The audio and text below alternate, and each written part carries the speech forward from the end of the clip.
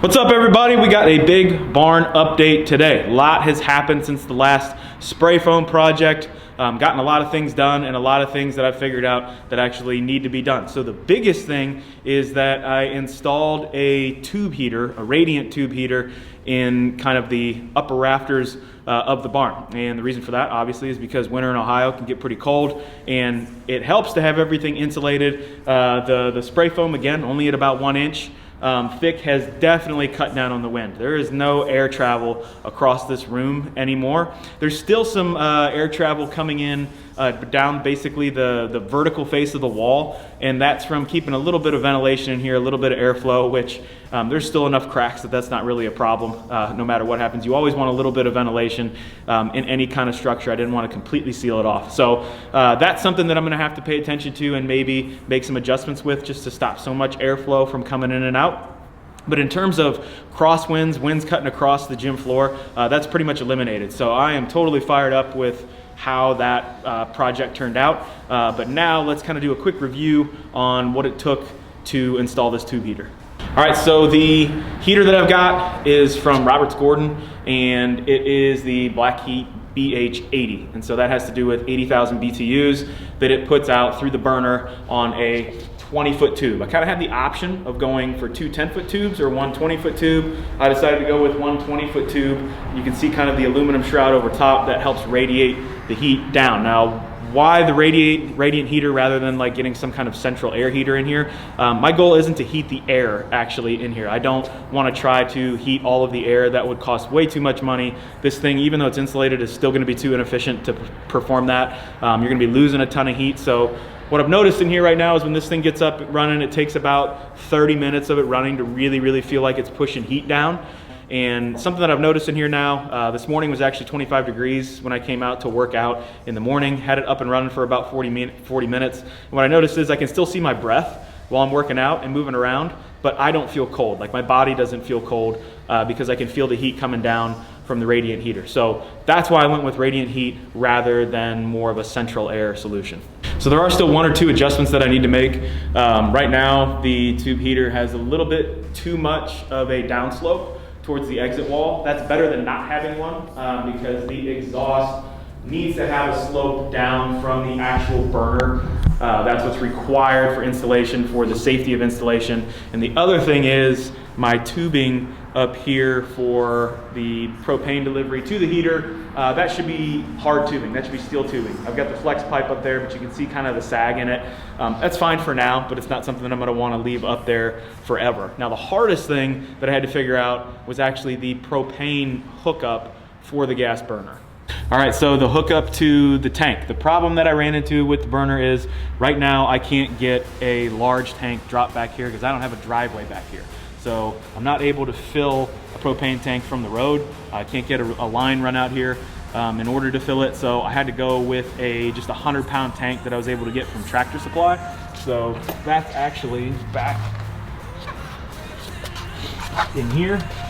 So this is an exceptionally small tank to be using to run that burner. But right now I figure by the math I'm gonna get about 15 to 20 hours out of about 40 gallons of propane, depending on how long I have to run it at a time. And the connections here were probably the biggest problem that I ran into. So if you have any regulator questions or hookups for regulators to propane tanks and whatnot, go ahead and put them down in the comments if you run into any problems, because I had to do some serious research on how to get the right pressure from the tank up to the burner to make sure it was running optimally and not over pressurized to the point where you would blow it out, break the machine, void your warranty.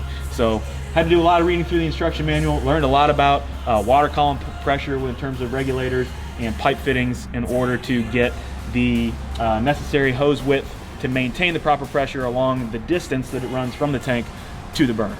Okay, so the look of the foam actually turns out pretty clean on video. And if, looking around at the walls, it's not honestly that bad. I thought it would be a lot worse to have to live with, to be in here and working out with, to have to look at the foam on the wall. But if that's all you're looking to do, to just get some quick insulation and stop the wind from crossing across the room through any gaps and cracks, you could do this and just kind of leave it. I actually don't think it looks bad at all. But in my case, I still want to cover all that up and keep kind of the rugged look of the barn in terms of what I want to see when I come in the gym. So I've been slowly building out the walls over here with rough cut lumber. So rough cut lumber is basically stuff that's not kiln dried. It's not really perfectly straight. It's not stuff that you're going to find at a Home Depot or a Lowe's. It's stuff you're going to find at more of a lumber yard.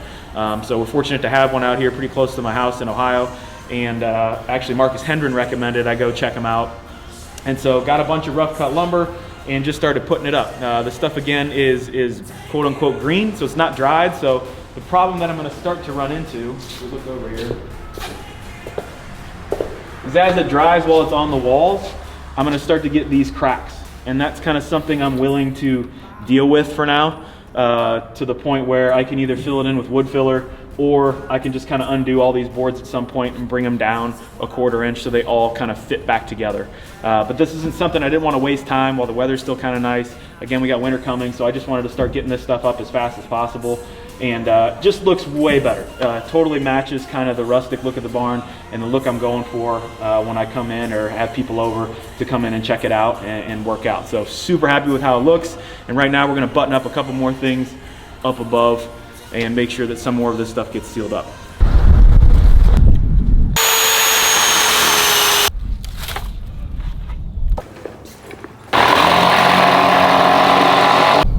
All right, so this is one of the things that you have to take a look for or be on the lookout for, specifically when dealing with kind of the green lumber, is if I kind of look down the line of this piece, it is severely bowed. So it has a big bow on it right through the middle.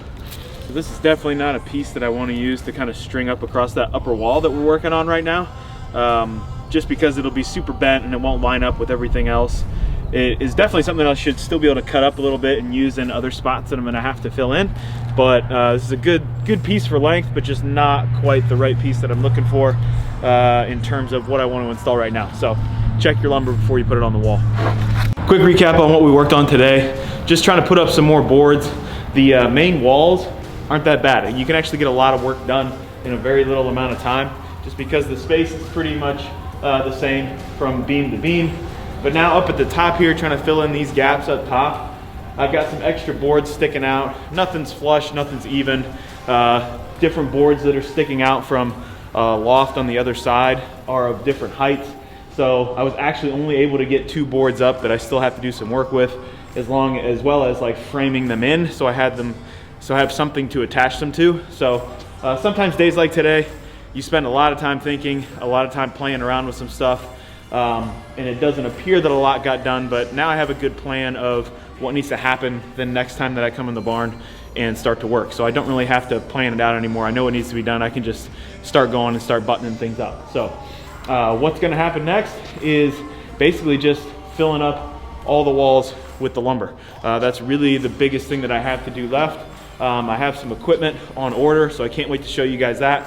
What I decided to do in here, that plan has changed 3 or 4 times since the installation of the tube heater and some other things, trying to maximize my floor space. That's really what I want to do.